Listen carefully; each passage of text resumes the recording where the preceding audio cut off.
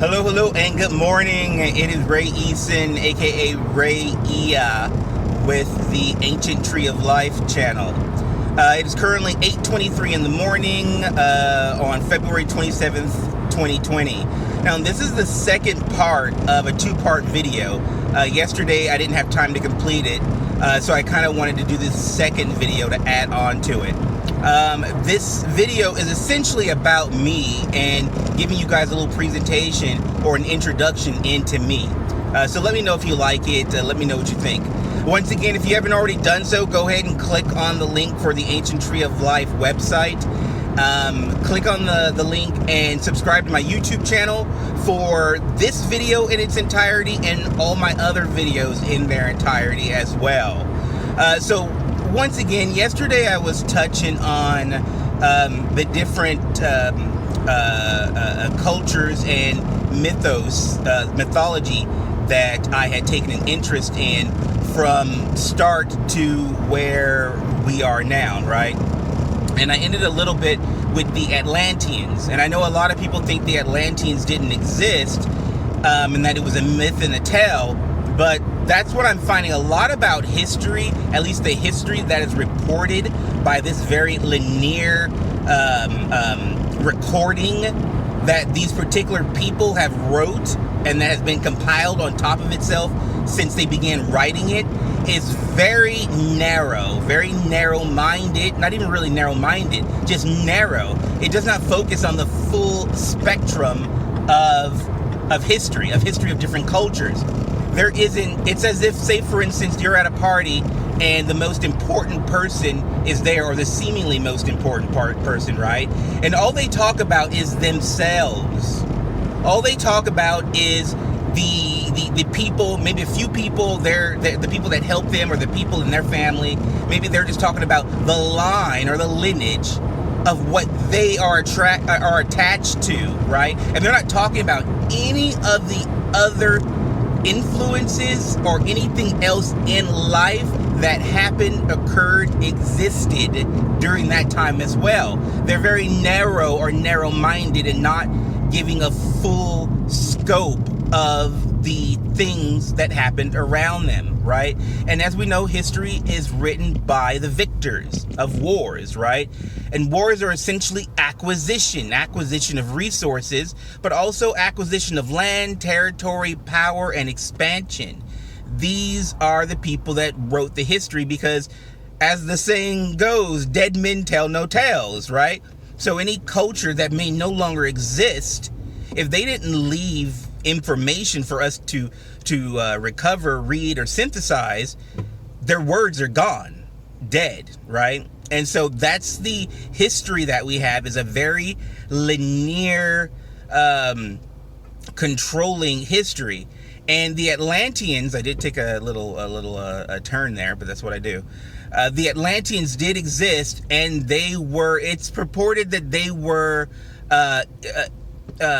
in Africa or some area very near Africa.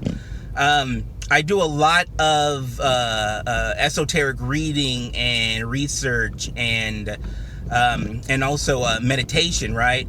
And I was meditating on some things before I came across some information which kind of confirmed the meditations I was having.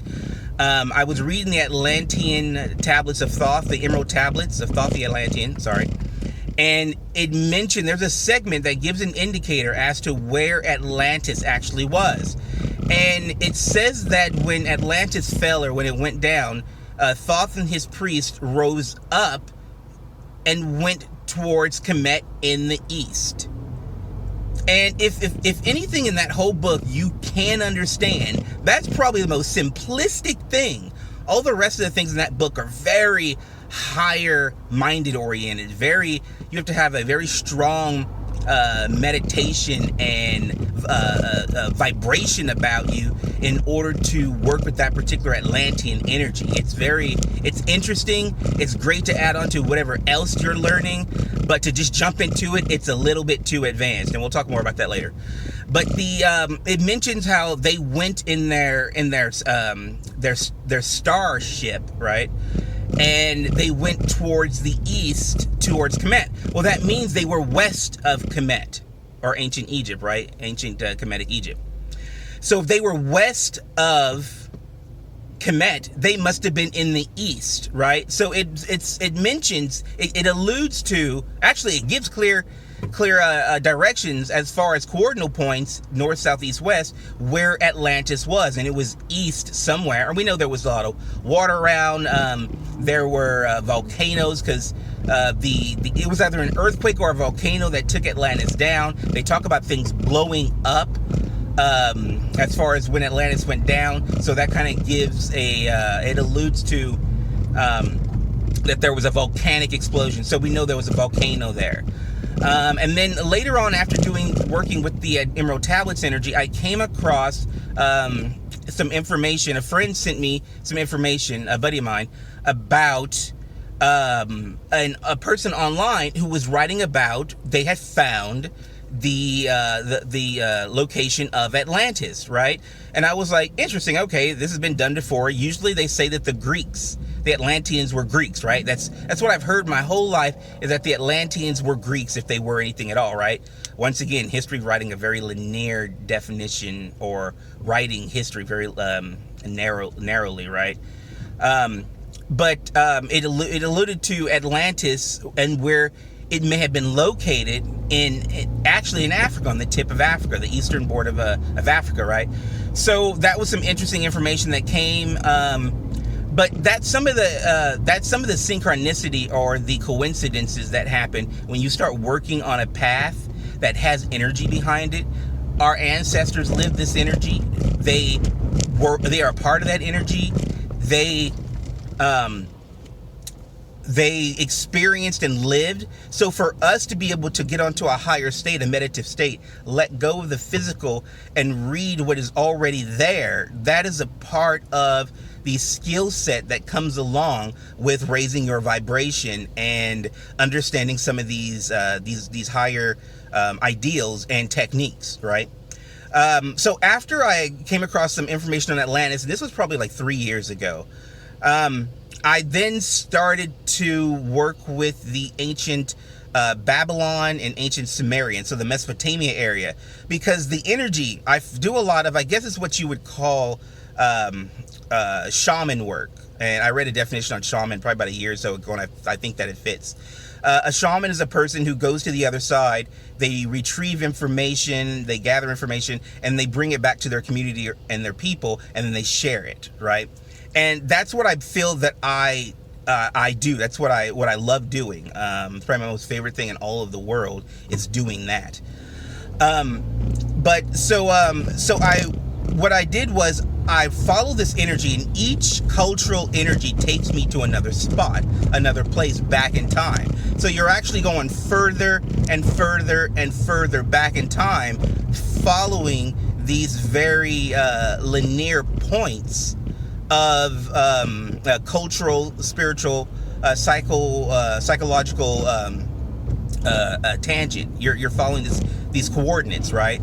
And so as I got back to Babylon, essentially Mesopotamia, I started learning about Babylon and how Babylon kind of came to be, and how they were adopted, or they took these Sumerian tablets and lore and their spiritual recordings, and they essentially encapsulated it. They wrote it for their particular kings, to sort of give them power and rule, and also to bring up the essence of Marduk, which is why I've also talked about the ancient Sumerians, or aka the Anunnaki, or Anunnaki.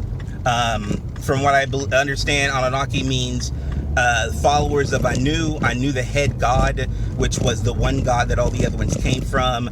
This is in accordance with any other head god you've ever heard of. But the Sumerian energy is very interesting. The Mesopotamian energy of Babylon, Sumer. Those two energies were merged. Babylon sort of capped off Sumer and absorbed it. And Babylon was also in Egypt as well. It's been learned that Marduk was actually Marduk in Babylon was Ra in Egypt, right?